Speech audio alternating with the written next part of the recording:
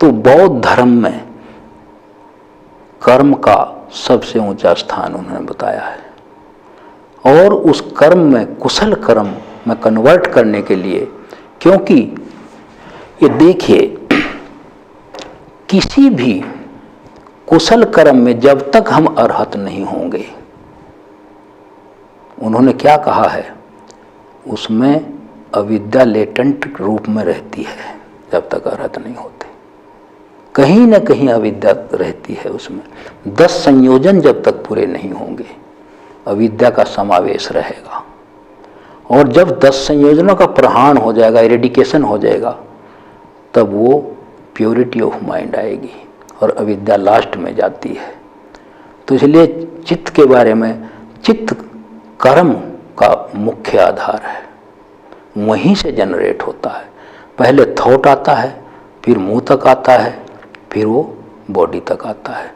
कुछ लोग, भगवान बुद्ध ने की बहुत अच्छी बात कही है चित्त का, जो कर्म का सिद्धांत है, कि कोई आदमी सोचे मैं दान दूंगा, और फिर वो सोच लिया और उसने कह भी दिया कि मैं दान दूंगा, प्रोमिस भी कर लिया, लेकिन लालच आ गया, फिर दिया नहीं। उन्होंने कहा चित्त की जो हमारे चेतना है, उसके जो सोच है, जो इंटेंशन है, उसको हाथ तक आने में बड़ा समय लग जाता है। वो हाथ वहीं रुक जाता है। वो हेड से चल के माउथ तक आया, लेकिन हाथ तक नहीं पहुंचा। वो देना तो हाथ से ही है, तो वहाँ तक नहीं पहुंचा वो, तो इम्प्लीमेंट नहीं हुआ। तो कर्म इंटेंशनली, विपाक कौन सा कर्म देगा जिसमें इंटेंशन हो? सोचिए, अब इसमें भी फर्क है। आप ये ना घबराइए कि आप जा रहे हैं दफ्तर और आपकी गाड़ी के नीचे आके कितने कीड़े मकोड़े मरेंगे, तो इस तरह तो हम पैर चारपाई पर रख कर नीचे नहीं उतारेंगे। हम कैसे, ये लोक चलेगा?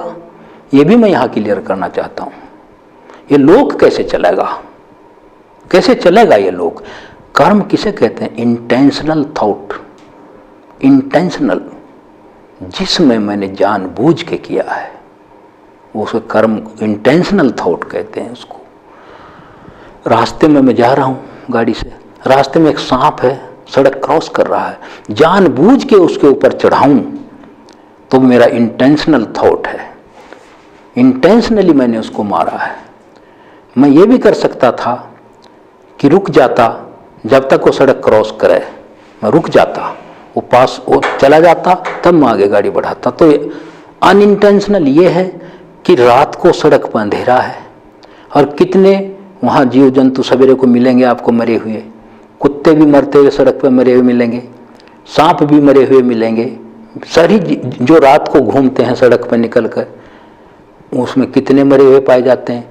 और अंधेरे की वजह से मुझे दिखाई नहीं दिए, और मुझे ड्यूटी पे जाना है, और वो ड्यूटी चाहे आर्मी की हो, चाहे पुलिस की हो, या किसी, वो देश हित में है और मेरी आजीविका से भी जुड़ी हुई है, और वो राष्ट्र हित में भी है।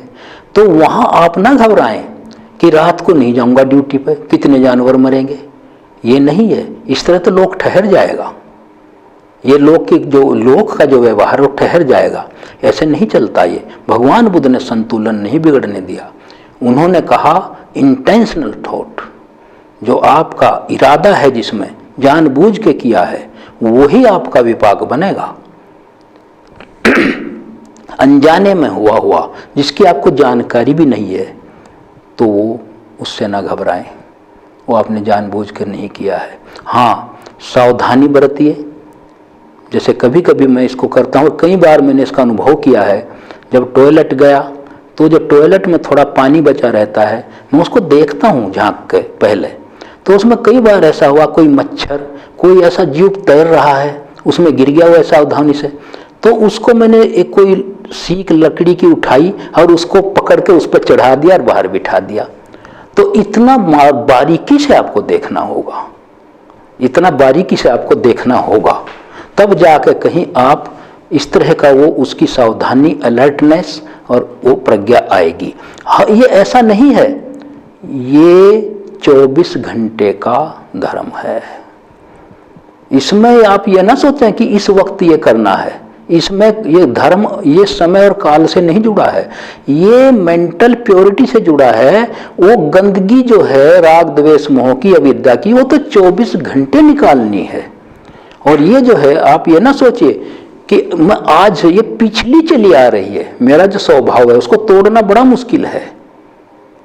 तो कर्म का सिद्धांत जो है, मेरा जितने पिछले कर्म थे उसके अनुसार मैं उनका उत्तराधिकारी हूं आज की डेट में।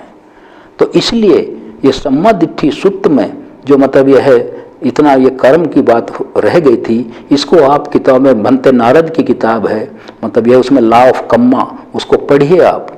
सभी की इसमें एक कर्म का सिद्धांत है, इसको पढ़ेंगे तो आपकी सारे भय दूर हो जाएंगे कि कोई इसे संसार को चला रहा है, कोई जजमेंट गिवर नहीं बैठा हुआ है, कोई इसका फैसला करने वाला नहीं बैठा हुआ है। फैसला आप ही को करना है, आपको कुशल चित्त से फैसला करना है, प्रज्ञा से फैसला करना है, सम्मा दिट्ठी से फैसला करना है, सम्मा संकल्प से फैसला करना है। आपको सब कुछ आप ही को करना है। और जब करने लगेंगे तो माइंडफुलनेस अपने आप आ जाएगी।